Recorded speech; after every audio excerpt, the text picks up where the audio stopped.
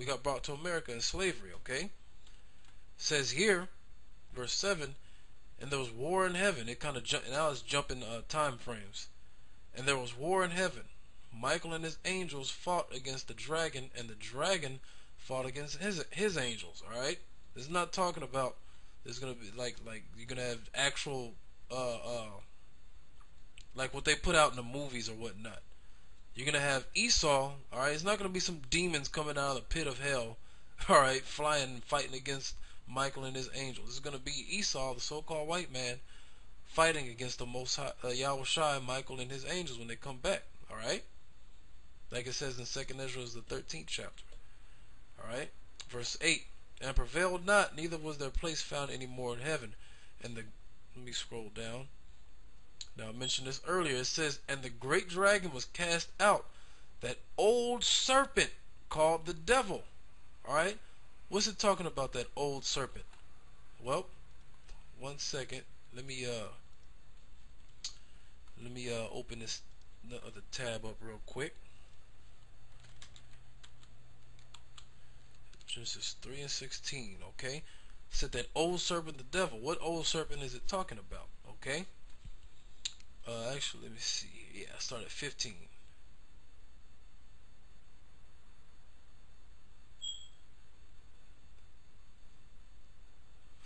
Start right here at 14. It says, Genesis 3 verse 14. And the Lord power said unto the serpent, because thou hast done this, thou art cursed above all cattle. Now, what did he do? You know, because I want to get to the point. Basically, the serpent, or which was actually a man, all right, because it's symbolic. There was a man back there that basically went to Eve, all right, and basically lied to her and deceived her to get her to basically get the knowledge of both good and evil, all right, which then she ended up giving to Adam, all right, her husband, okay. And so the serpent, or that man, deceived Eve, okay. That's why he said, because you have done this, you are cursed above all cattle, all right. It wasn't no actual snake like that guy Bill Maher always says, the talking snake, which that guy's bugged out. It was a man, okay. It says, verse 14, and the Lord power said unto the serpent, because thou hast done this, thou art cursed above all cattle, and above every beast of the field. Upon thy belly shalt thou go, and dust shalt thou eat all the days of thy life. Okay? And I will put enmity between thee and the woman. Like we said, Jeremiah 6 and 2. The woman is talking about Israel, alright, in this verse. Alright? Because in the next verse is actually talking about women. Alright, starting with Eve. It says, I will multiply that, I will put enmity between thee and the woman, and between thy seed and her seed. Alright? So going back now to the nation of Esau, they're the same, they're the seed of that serpent, alright? And it played out when Esau came on the scene, okay? It played out when Esau came on the scene, and then he had children, and they had children, and then you got dukes, alright? And then they had children, and now you got them having the whole world in their hands, alright? And it says enmity, because there's always going to be some kind of strife between Jacob and Esau, alright? Every time you see something important in regards to like racism, so to speak, they always say black on white. You don't hear nobody fighting just Gook versus Dothead or something like that. Ain't nobody worried about them.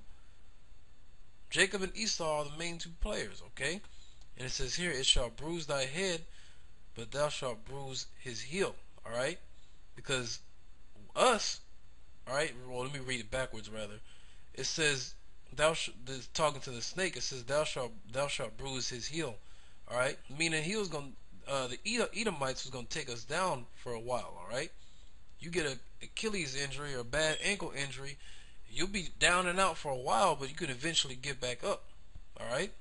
And get back on your feet, but you're going to be down, alright? But when you take a snake, it says, it shall bruise thy head, alright? When you take a snake, because he's talking to the serpent right here, alright? When you crush a snake, the power is in his head. That's it.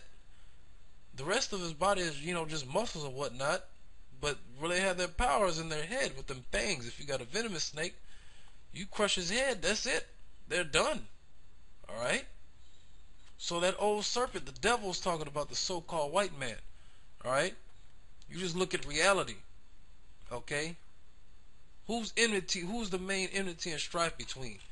Alright? Jacob and Esau. Okay? So now, let's go back here and read verse 9 again in Revelation.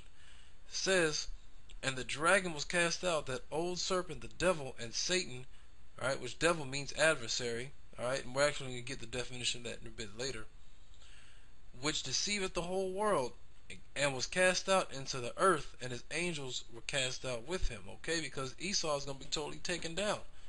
When the Lord makes his return, they're going to be beaten down, okay, and they're going to be cast out, and they're going to be put in slavery, okay, talking about the so-called white man. Verse 10, and I heard a loud voice in heaven saying, now is come salvation and strength and the kingdom of our power and the power of his anointed, for the accuser of our brethren is cast down, which accused them before our power day and night. And keep that word accuser and accused in mind, alright, for just here in a bit, alright, because what does the so-called white man do?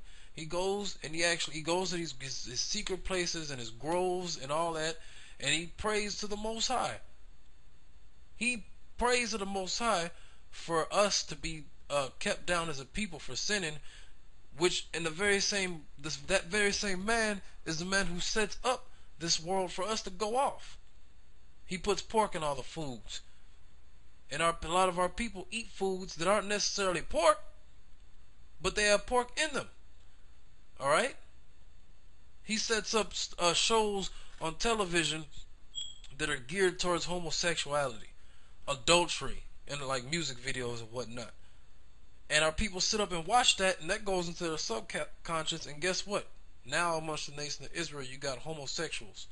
All right, you got niggas running around committing adultery. All right, they can't sleep without sleeping with another man's woman. All right, that's what goes on in this country.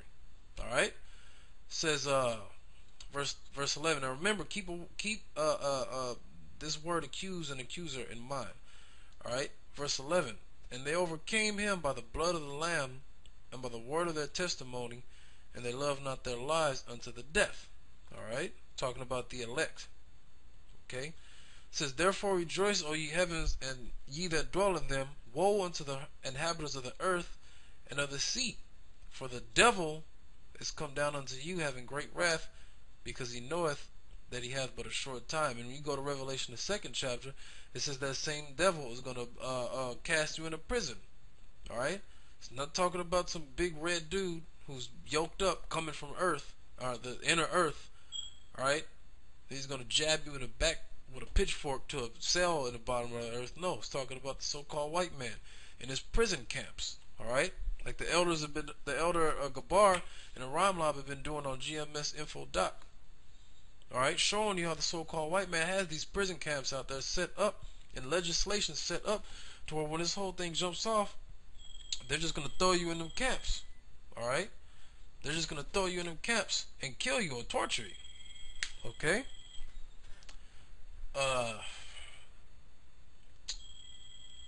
Verse 13.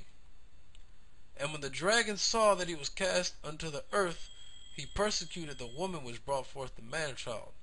And to the woman were given two wings of a great eagle, that she might fly into the wilderness, into her place where she is nourished for a time, one, and times 2.5 of a time, alright, which equals 3.5, which goes into the 350 years we mentioned earlier. It says, from the face of the serpent.